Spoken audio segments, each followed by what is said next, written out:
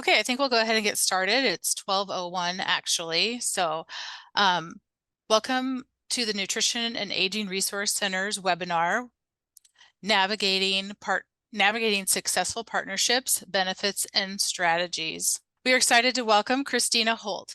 Christina serves as the Assistant Director for the Center for Community Health and Development at the University of Kansas.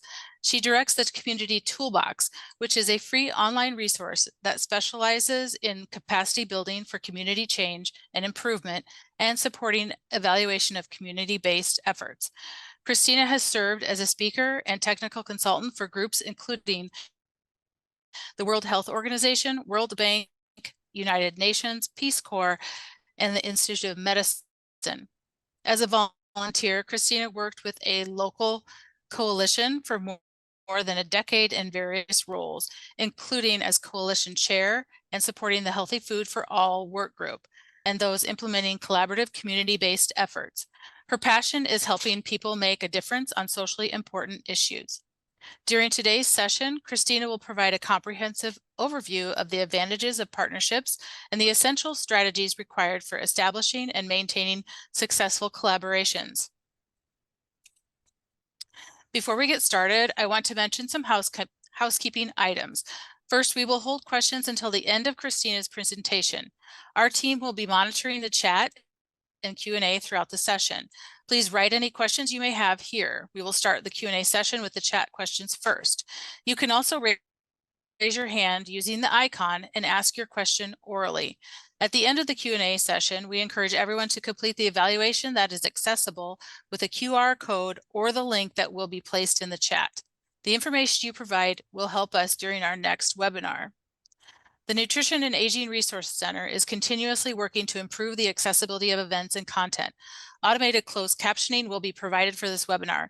Participants can enable captions by selecting the CC in the toolbar or closed caption in meeting options. This webinar will also be recorded and made available on YouTube. The video with captions revised for precision will be shared via the Resource Center's newsletter. If you have any questions about captions or additional accommodation requests, please email nrcna@iowa.gov. Finally, we did not seek prior approval for this event for CPEU credits for dietitians. You can still receive credit under the CPE activity type 171, teleseminars and webinars. Please visit the CDR website for further instruction. And at this time, I will turn it over to Christina. Thank you so much. I appreciate it. And it's great to be with you all today. I'm excited to be here for the kickoff of your summer webinar series. Thank you so much for having me. We know that collaborative partnerships are so critical for the efforts that you all are leading and supporting in your communities. Efforts that are as complex as improving nutrition, reducing food insecurity, improving social connectedness among seniors, and so much more. And we know that this work is so foundational to your efforts. So thank you for being here today. We know that what our organizations and what we can do together is so much more powerful than what any one of us can do alone. My hope is that today you will be willing to share in the chat from your own knowledge and experience, and that what is shared from colleagues across the nation today will really help us with our own ideas and will help with application of concepts to our own situations. So if you haven't had a chance to already, please feel free to say hello in the chat and share your organization and where you're joining from today. I am joining you from the University of Kansas in Lawrence, Kansas, and the Center for Community Health and Development, which is the home of the Community Toolbox. It's a free online resource that is available to you anytime, far beyond today's webinar. I hope it can be useful to you. It has thousands of pages of free guidance, including on partnership and coalition development. So feel free to access these resources if they can be useful to you. I would love to know just a little bit about kind of the current partnerships that you all are a part of. So we are going to do a little poll here about whether your partnerships are kind of just getting started, or whether they're in development, or whether they are pretty well established. So if we could maybe get that poll up, we will kind of get a sense of who is in the room here. So if you get a chance to just kind of let us know, maybe with the main partnership or collaborative effort that you're working with, kind of what phase of development you would say you're in. And here in a moment, we'll close that poll and kind of get a sense of where folks are in their partnership and collaborative effort development.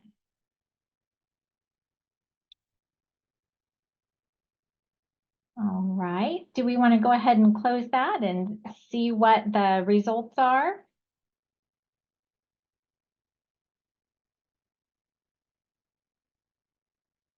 And what do those results look like? All right, so we have quite a kind of smattering here. So some folks are really just in the kind of infancy of the development. And we have quite a few who are really in the midst of the development. And actually, about over a third of you are in mature partnerships and coalitions, which is wonderful. So that sustaining efforts over time is probably really critical and top of mind for you. So I really do hope that you'll be willing to share from your experience and ideas with one another in the chat, because that is so valuable. So thank you all for participating in that poll. So during our time together today, we'll be talking about some of the advantages of partnerships and how to establish and maintain successful collaborations. We'll also learn from others how they have partnered to make a meaningful difference on issues their communities are facing. And I will share with you some of the free resources that are available on the Community Toolbox that can be available to support your efforts ongoingly. William Raspberry was a Pulitzer Prize-winning columnist for the Washington Post who wrote about education, poverty, crime, and race. He once said, "You don't have to be mean-spirited to ignore societal problems. You only have to believe that nothing can be done about them." We create or engage in the important work of collaborative community efforts because we refuse to believe that nothing can be done. Part of the power in gathering is being able to share and learn from one another. And so I do welcome you to share in the chat any existing kind of partnerships and collaborations that you all currently have in your communities, and how they're helpful, and maybe anything that they enable in your communities. And I'd love to kind of read out and be able to share some of those things that you all put in the chat here. And while you're doing that, I'll just kind of share, for example, locally, we have a coalition called Live Well Douglas County. And Live Well is responsible for helping implement the Access to Healthy Food part of the Community Health Improvement Plan, which is a multi-sectoral implementation of the planning effort that comes out of the local community health assessment, which is a partnership of many local nonprofits, local organizations, citizens, the local nonprofit hospital, and it's really led by the local health department. And Live Well partners with a lot of different community members and nonprofits and faith organizations and different folks to really try to change the policy and system environment, as well as the local kind of community landscape to support nutrition and in order to increase access to healthy food and to improve food security. And so they've been working for about 12 years on those goals, and the partnerships that they've been able to establish have really been able to bring about some impressive community changes. So things like establishing a mobile food truck that goes around in the community to areas that have been identified as food deserts. They've been able to change hours of the local food bank in order to be more accessible. They've been able to change the food landscape in the community by changing what is offered in local parks and recs facilities in terms of food and beverage opportunities. They have really just changed the local landscape in a lot of ways. So let's take a look here at what's coming into the chat. We see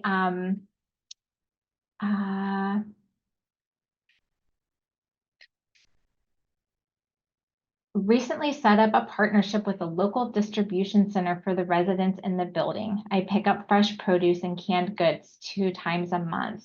Excellent. Excellent. Area Agency on Aging, collaborating with libraries, senior centers, wellness centers. Excellent partners. Corporations sign up to sponsor local Meals on Wheels route and ensure it's a daily delivery. Wonderful. Collaborating with the business sector there. Absolutely. Yes, and there is such a wide array of folks on the call, which is wonderful.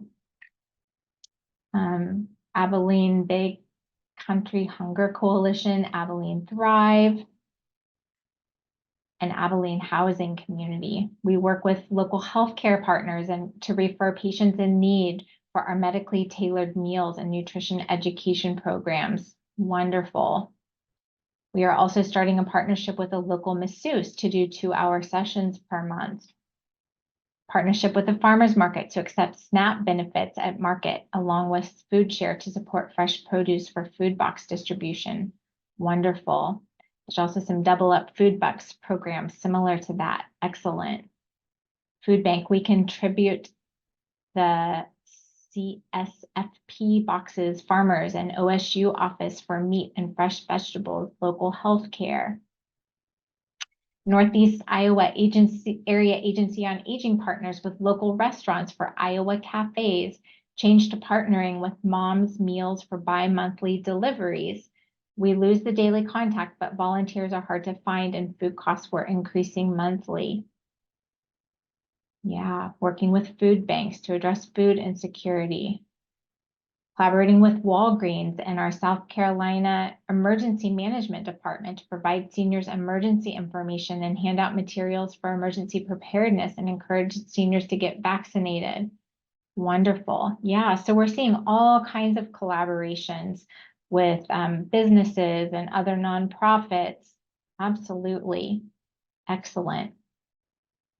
Thank you for sharing about those. Please feel free to continue to share in the chat because I think it's so helpful to see what others are doing and what kinds of partnerships and collaborations are being established. Helps spark ideas and it's inspiring. Yeah. Age Strong Commission, City of Boston. We provide assistance with food services and ways to save on fuel, food, and healthcare. Excellent. Thank you. Yeah, so there's so many benefits to partnerships and collaborations, and they certainly enable us to do much work that is not possible on our own. So there are some principles that can undergird our coalition and partnership and collaboration building efforts. First, we know that these efforts are really built one relationship at a time. So it might be relatively easy to bring a number of people and groups together around an issue, but getting folks to stay together and work together is another matter. So the relationships, though, that we build with folks and that they build with one another can really be the glue that helps make things happen. And having that ongoing trust is so critical. People also have to believe that something is possible before they will want to work to make it happen. And this is the reason that having a shared vision is so important in community work. And people working together are better off and more successful than people working alone. We'll have more ideas, we'll have more capacity to make those ideas happen and to feed off one another's energy in order to keep the effort moving. So we know that this work is necessary to create positive change and to make our communities better places for everyone. As we think about building community partnerships, let's define community. We often think of community as a geographic place, and we can also think of community as people who share a common experience, such as people who experience food security or loneliness, or people who share common interests, such as a concern for social justice. And when we're talking about community health and wanting to improve community health, we're thinking about that really, really broadly. We're defining that as conditions that assure the well-being of everyone in the group, with the emphasis on conditions in the community and the emphasis on all of those in the community. And health, as it's defined by the World Health Organization, is a state of complete mental, physical, and social well-being, and not merely the absence of disease or infirmity. When we talk about community health, we are talking about this very broad meaning of well-being. Only through partnership and collaboration can we truly bring about these conditions for all of our community members. And community and systems change is those new or modified policies, practices, and programs brought about in our community by our collaborative group related to our purpose.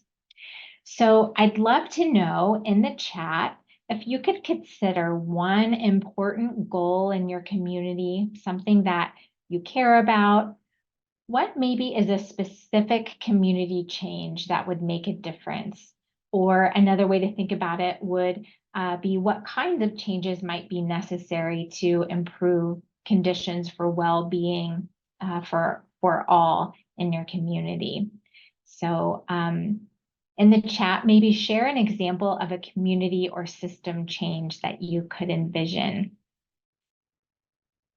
And we'll share some of these out here. Walkability, absolutely.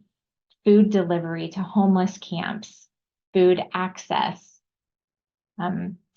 people knowing about services that are available, public transportation, housing, increasing food access for rural areas, better communication so the community knows where to find the needed resources, reliable medical transportation for older adults, affordable housing, high cost of housing, shortage of healthcare providers, improvements in sanitation, offering medically tailored meals.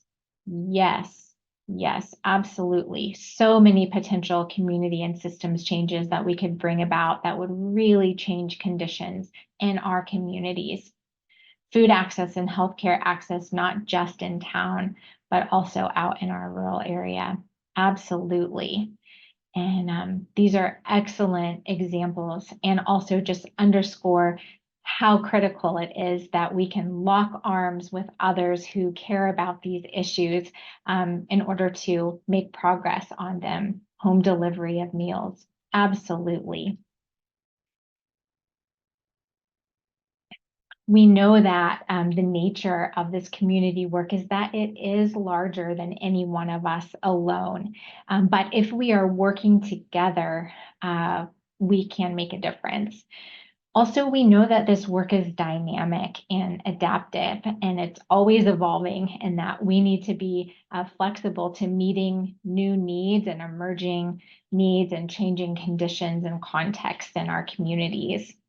We also know that so many of these problems and goals are interrelated. So if we're wanting to work on food access, we know that is interrelated with so many of these things that we're coming up in the chat with transportation and with housing and poverty. And there's so many related issues that are all interconnected.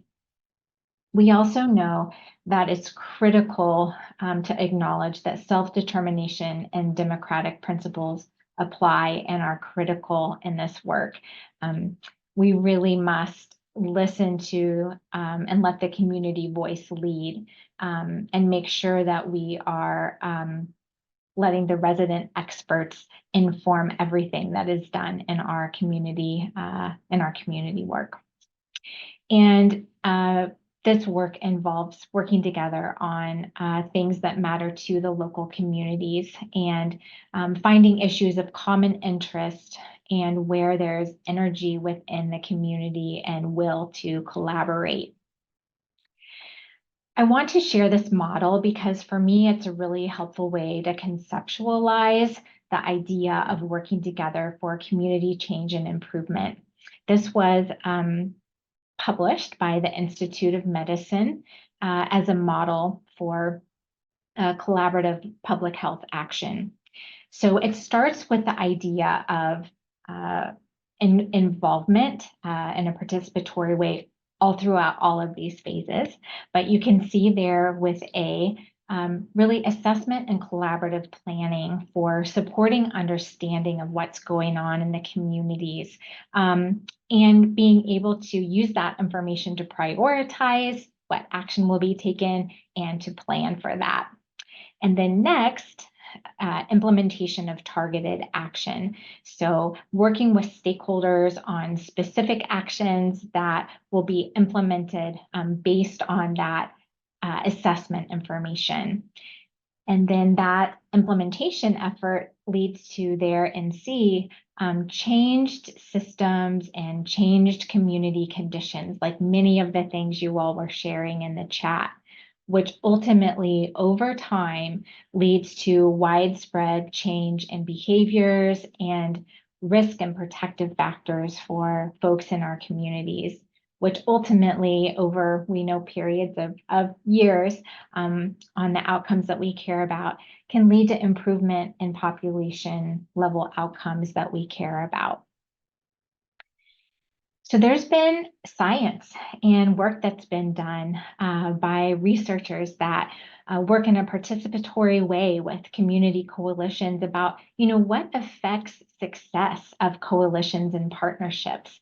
And so in the work that's been done over the years, these factors include things like groups having a clear vision and mission for their work, having an action plan that outlines things like who will do what by when, having sustained leadership over time, and having resources to support community change agents, documenting efforts and using feedback, having access to technical assistance in order to work through any challenges, and also making outcomes matter. Who is paying attention to the efforts and celebrating progress?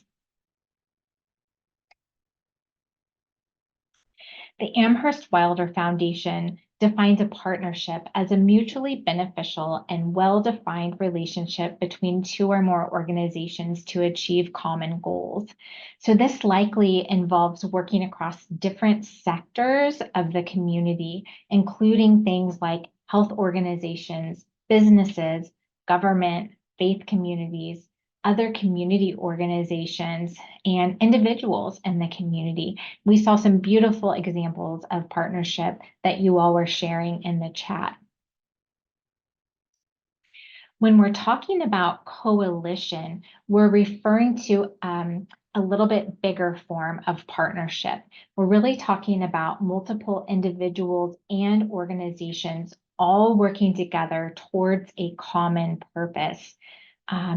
It's really a means to an end.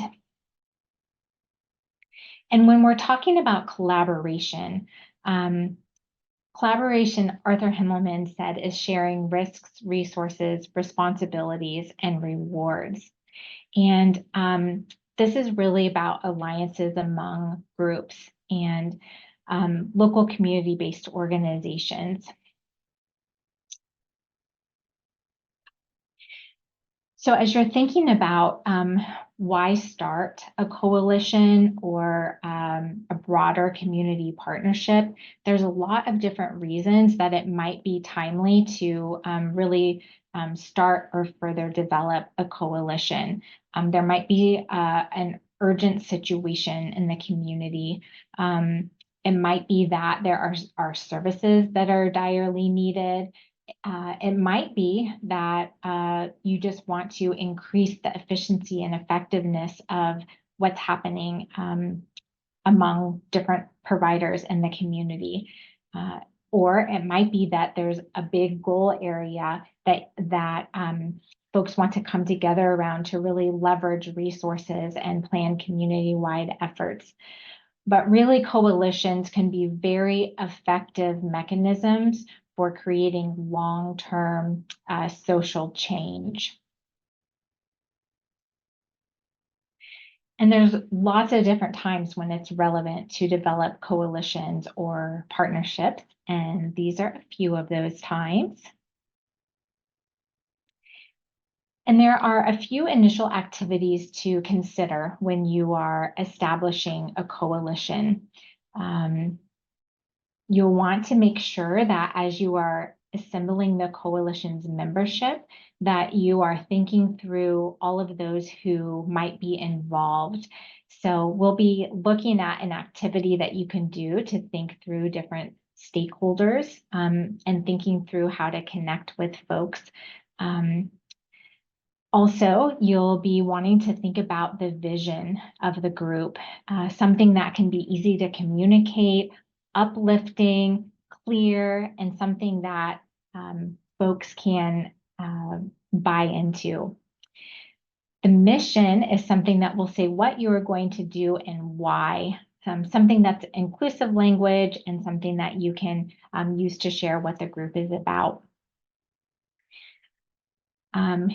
It's also important to think about any potential barriers or opposition that your group might face, and also to think about what structure might be most helpful for your partnership or coalition. Some coalitions have a large group that meet periodically, as well as working groups that help carry forward different issue areas, and that's where a lot of the work gets done. So there's different ways that work can be structured. As you're thinking, though, about what different kind of folks might be involved in your effort, or if you have an existing effort and you're wanting to make sure that it's reflective of the community, this is an activity that you might consider doing. You can do it with folks within your coalition at a meeting, for example. But the purpose of this is really to identify the stakeholders, the opinion makers, and community leaders who may benefit from or contribute to your effort. So these are the people and organizations that you should really be engaging, inviting to membership, engaging as collaborators, providing information, soliciting support, etc. So this is a brainstorming exercise, thinking of people, groups, or organizations that could be affected or who could affect the success of your initiative. And so you'll want to think as broadly as possible and list all of those who come to mind. So in the innermost circle, and we often take, large flip chart paper, or if you have like a blue sticky wall, you can use that. But in the innermost area, you identify those who are most affected by the issues or who could have the greatest impact. and those go in the inner part of the circle. There in the second ring, you identify those who are moderately or partially affected or invested. And then on the outside of the circles, you identify those who may not be affected, but who still should be invited to engage. So, for example, that might be funders, media, government, etc.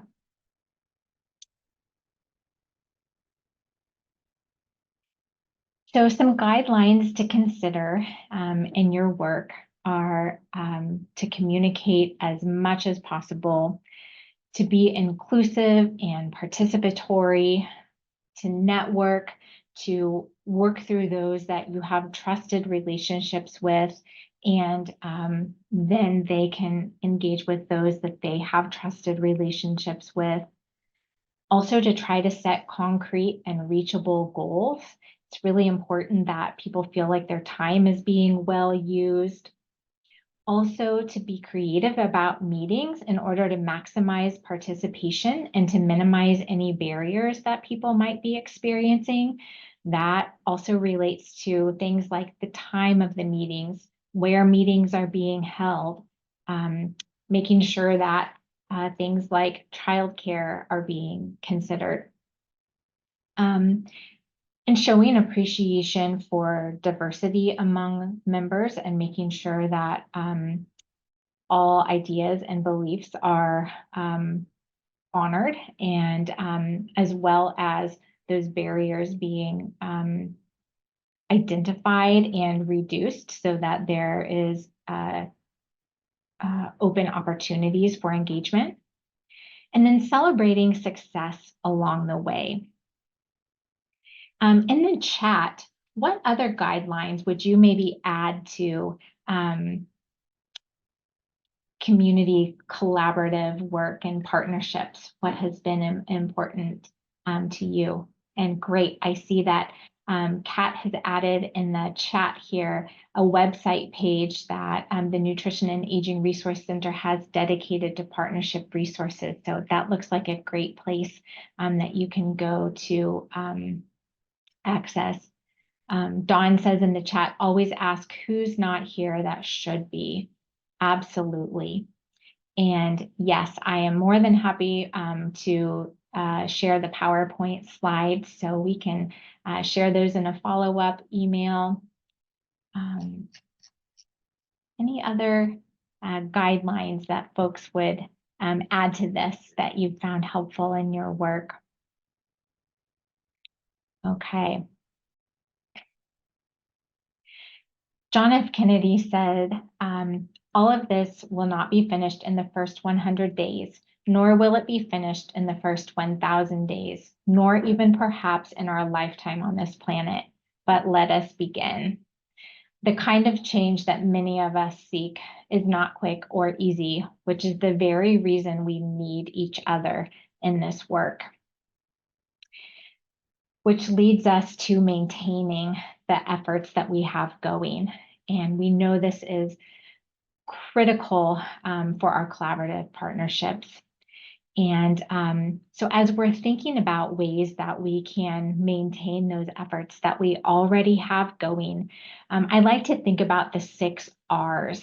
And these are stand for recognition, respect, roles, relationships, rewards, and results.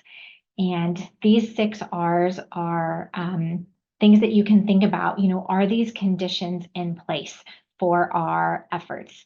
And are there areas where we could maybe strengthen what we're doing? And it's really great to also talk to others, like, what are you doing in these areas? You know, how are you recognizing those that are involved in your efforts? There's a local nonprofit here who has a spotlight on different volunteers, and they also do a fantastic job with giving shout outs to their community partners on social media, for example. Some people like to do more formal, you know, annual award ceremonies, and they formally give recognition to people in that sort of way. Sometimes you're able to get things covered in the news media. Those are all great ways to recognize partners. Respect. We talked about the importance of, people feeling like their time is being valued, that their opinions are wanted, that even if they maybe don't have a formal education or a lot of letters after their name, that just having lived experience is something that is valued in the efforts. Roles, it's so important that people feel like they have something to contribute. We all have so many things vying for our time. So what are ways that we can engage people in the work in between the meetings, and that people can have things that they're actually doing so they know that their presence is needed? Those relationships we talked about, and also rewards. So maybe we are working on a really long-term policy change, which is great, but how can we celebrate small wins along the way? And are there other more proximal things we can do that will also help people taste those rewards and see progress that's being made, so that it's not too delayed, the gratification of getting a long-term policy change in place, which is critical.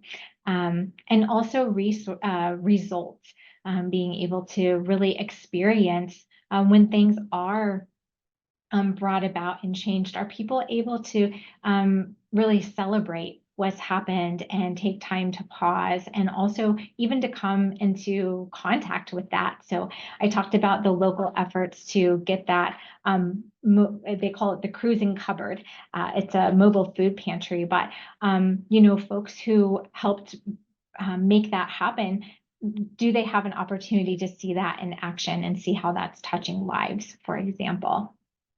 So would anyone want to share, maybe in the chat, any examples of how you see these, any of these 6 R's in play, and any of the efforts that you know of that you think are good examples that you'd be willing to share with others?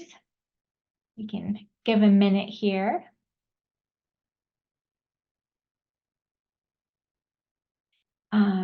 And we have a few things here in the chat. Heather shared, consider gaining input from the actual clients and members that would be impacted by the partnership. Absolutely. Such a critical point. Thank you. Absolutely critical. Regular check-ins, the ability to receive and give feedback. Yes, the feedback from the client will be helpful. Lived experience from target audience of the coalition partnership, also listening intentionally to partners, not just to hear, but to understand. Yes. All right. Well, as you're thinking about kind of maintaining the efforts that you have going on, if you feel like things are stalling out a little bit, maybe think about these 6 R's. Sometimes after a meeting, or towards the end of a meeting, I'll do a little plus delta exercise where we'll reflect on the pluses, like, hey, what's going well? What went well in this meeting, or what's going well with our efforts? And then the delta is anything we'd like to experiment with changing. Are there any tweaks we'd like to make? And then sometimes people will come up with really helpful suggestions. Sometimes there are people who maybe aren't as comfortable speaking up in a public way, such as talking during a meeting. So sometimes giving anonymous ways to provide that feedback is helpful too. So like on a Google Jamboard, or some sort of anonymous online vehicle to share ideas, that can also free people to be able to provide feedback on any ideas that they have for changing things up a little bit, for increased ways that would make it a little easier or more rewarding for them to stay engaged with the efforts. So a few things that I will share here are some of the resources that are on the Community Toolbox, which if you Google Community Toolbox, or it's just ctb.ku.edu, if someone wants to put that in the chat, We have a whole chapter on encouraging involvement in community work, and we do have specific sections on how to engage those that are directly affected by the issues at hand, how to involve people from different sectors of the community, etc. And then we also have a toolkit on creating and maintaining coalitions and partnerships that is kind of an outline of the main kind of tasks associated with this. And then you can link into more of the how-to resources if you want to from there. We also have a troubleshooting guide that lists common issues and barriers that folks run into in their community-based efforts. One of those is not having enough community participation. And so there's sort of some reflection questions that you can ask yourself and some related how-to resources that you can drill down into. So what I'd like to do now is kind of make some space for questions. We've talked about some of the benefits of growing our community partnerships and learned about some of the ways to maintain those efforts over time. But I'd love to learn what questions you have or any takeaways that you'd like to share.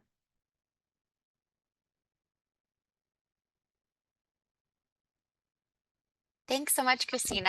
I was really appreciated the overview you provided on partnerships and kickstarting our webinar series all about partnerships. Before we move into Q&A, which I'll be helping to moderate today, we just wanted to pull up just some follow-up things, and then we can go into Q&A and just let that wrap up the rest of our webinar.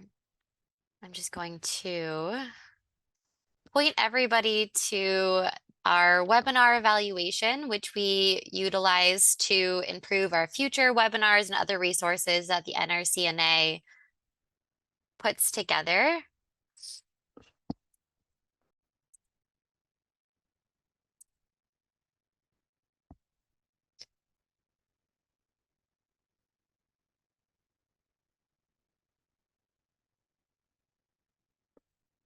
And so here is just a QR code. We'll also have this link to the webinar survey in the chat. So I'll just leave this up for a few minutes before we begin our Q&A.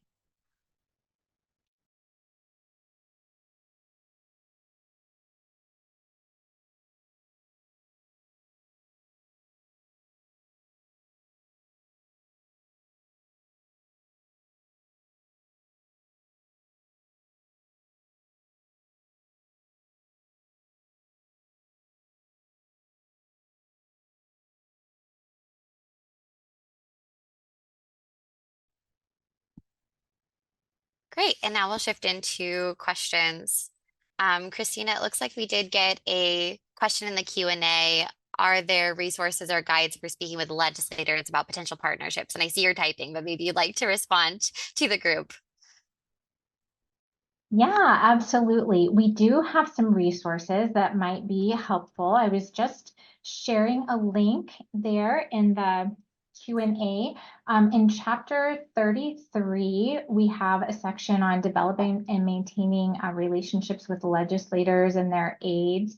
We also have in that section writing letters to elected officials and some other tips on kind of doing trying to do policy making work or support, education of those who are in roles to do policy making. So I hope that some of those resources can be helpful to you. Excellent. Thanks so much, Christina.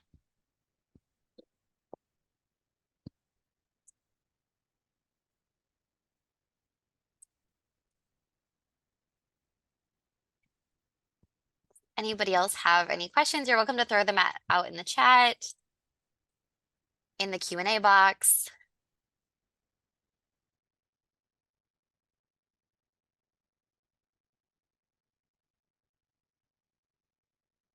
One thing that I failed to mention, the Community Toolbox is very large. It has thousands of pages of resources. They are all translated and culturally available, adapted and made available in Spanish as well. But there is a search bar. And so if you're looking for anything, the search can be really helpful. So I did want to mention that because it can be a little easy to get lost since it is a very large site. Yes. Kim, great question. Thank you. The center where I work, we have a number of projects that we support either as evaluators or TA providers or even implementation support. So yes, there are lots of concrete examples. I'm happy to share some, but also our center has a number of publications that are kind of examples of kind of how we've seen that at play in the real world. So I'm going to put that in the chat as well in case you're interested. One current example that I think is really inspiring is we have my colleague, Jamela Watson Thompson, is leading a national violence prevention center in Kansas City that is working with a lot of different community partners from, I think, probably all of the sectors we've been talking about today in order to work on healthy youth development and youth violence prevention in really under-resourced areas. And they have been able to bring about a lot of different community and systems changes, really mobilize the community, and are just doing an incredible job at partnering and, locking arms together for the community. The one that I was sharing from that's a very local example, Livewell Douglas County is one where, there's a lot of community and systems changes, here in Lawrence, Kansas, where I'm joining you from today, where, these principles are put into play. But I currently serve as principal investigator for a sexual violence prevention initiative here in Kansas that where in communities across the state, there are several grantees that are working on very upstream factors that are related to social determinants of health. And it's things like housing and social connectedness and the built environment. And so those things are large societal issues where it absolutely takes a coalition-based approach. And so there's groups that meet that are led by different organizations, but so like one of the coalitions is led by a health department, one is led by a local nonprofit, one is led by a LiveWell group.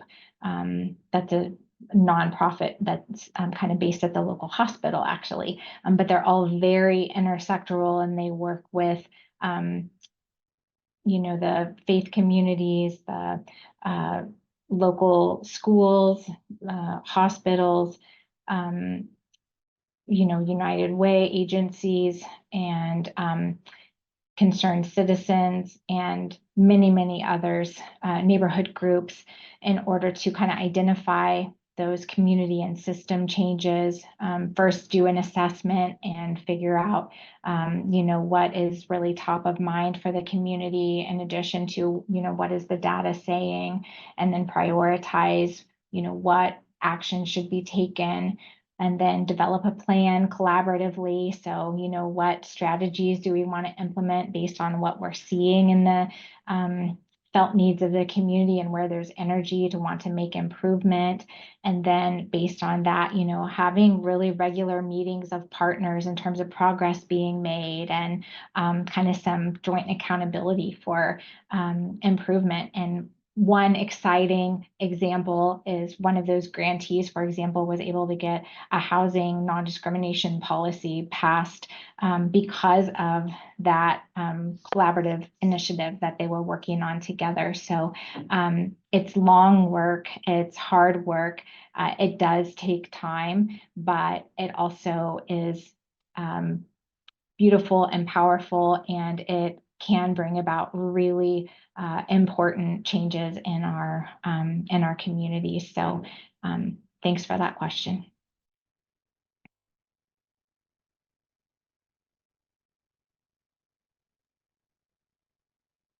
That was a great answer and a great message, especially to kind of wrap up as we come into the final end of the webinar. Of course, it will stay on a little bit longer if anybody has additional questions that they'd like to ask Christina, just full of information and resources to share with everybody. This is the first of 4 in our webinar series. So our next one will be on June 26th, Navigating Partnerships with Healthcare Organizations. So just zooming in a little bit closer into what partnerships look like with different entities, so healthcare organizations and senior nutrition programs.